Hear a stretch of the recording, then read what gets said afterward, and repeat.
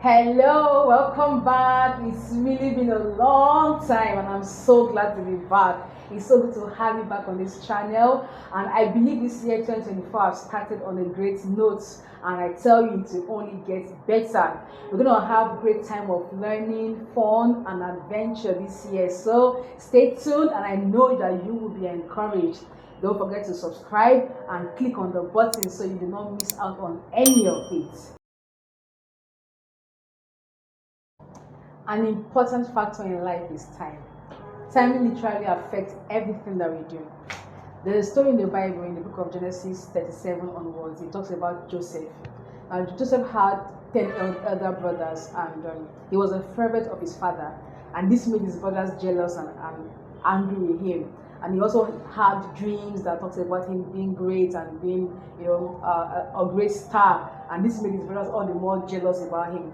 So after a while, they sold him to Egypt as a slave. After a lot of issues, so they sold him to Egypt as a slave. And while in Egypt, he was sold to Potiphar as a slave in his household. One day, Potiphar's wife asked Joseph to sleep with him, and he refused. He said that he would not sin against God. He would not do this evil and sin against God. Then the wife became angry and set him up, and he was thrown into prison. And while in prison, Joseph still had this dedication to serve God and to be upright.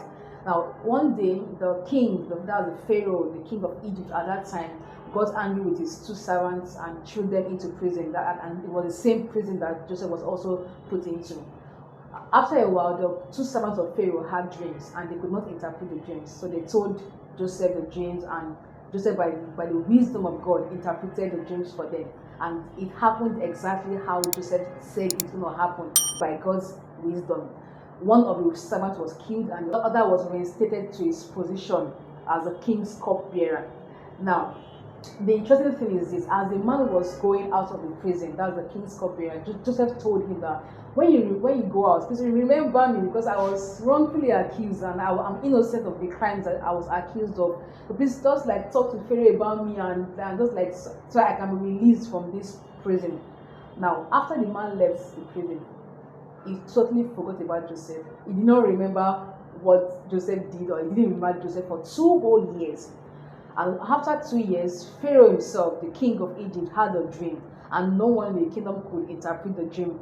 Then the cupbearer remembered that, oh my, there was a particular guy that in prison that interpreted the dreams for I and the other guy, and it happened just the way he said it.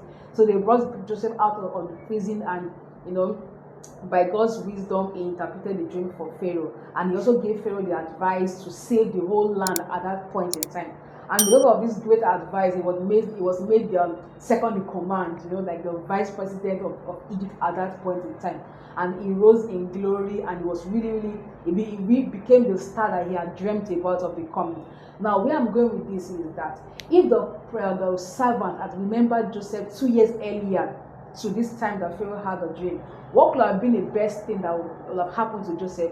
He would have been granted a presidential pardon because of the good thing he did for the slave of the king, and he would have gone back to his family, gone back to his country, because what else will he really be doing in Egypt? But then he would have gone back to his family as an ex-slave. That would have been the tag, and probably a few clothing or a few gold here and there. But that would have been the height that he would have achieved, and he would have truncated God's plan for his life. But then, what seemed to be like a forgotten thing on his part, that he was forgotten in the prison, was actually working in line with God's plan.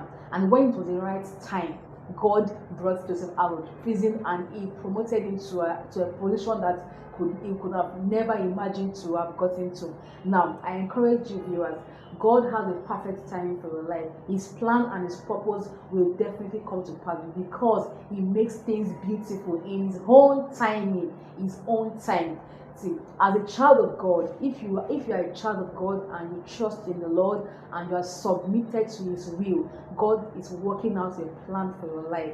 It might not look good right now. It might look as if you have been forgotten. It might look as if things are not really working out. But I tell you, God has a timing. God has a perfect time for his plan. He's working his plan on the background or on the side and just waiting for the right time to bring it out. Trust in the Lord, have faith, keep on the faith, don't be discouraged, be encouraged to wait upon the Lord, for He is working out His perfect time for you, for me, for everyone who is His child and who believes in Him.